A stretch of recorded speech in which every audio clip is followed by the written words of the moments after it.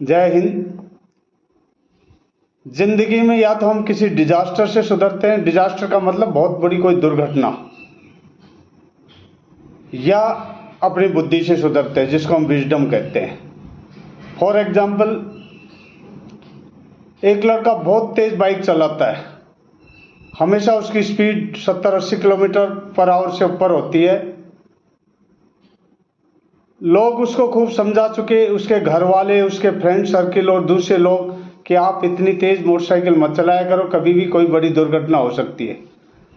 तो वो अक्सर जवाब देता है, मैं बहुत दिनों से चला रहा हूं, मुझे कुछ नहीं होता। और फिर एक फाइन डे वो अपनी मदर को लेके किसी दूसरे गांव जा रहा होता, पीछे उसकी मदर बैठी होती है, स्पीड काफी तेज होती है गाड़ी की।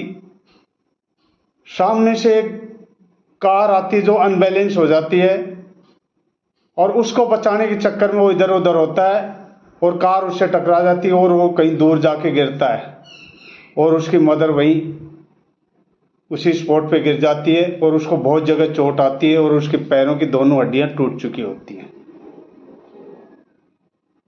डॉक्टरों ने बोल दिया कि अब कभी जीवन में ये दोबारा नहीं चल सकेगी।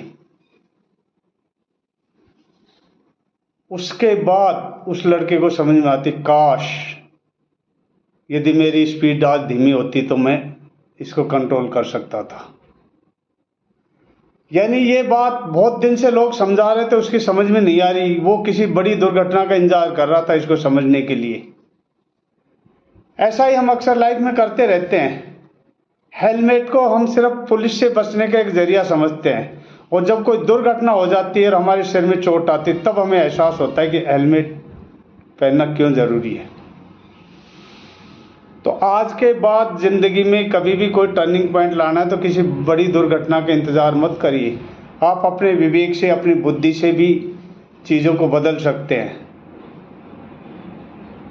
यदि कोई आपको अच्छी सलाह देती है तो उस पर एक बार अपनी विजडम, अपनी बुद्धि से सोचिए कि सलाह मानने लायक है या नहीं।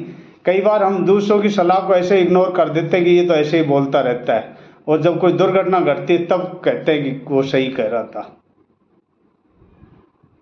वीडियो को देखने के लिए बहुत बहुत धन्यवाद, और उन सभी लोगों में शेयर करिए जिसको इसकी ज़रूरत है।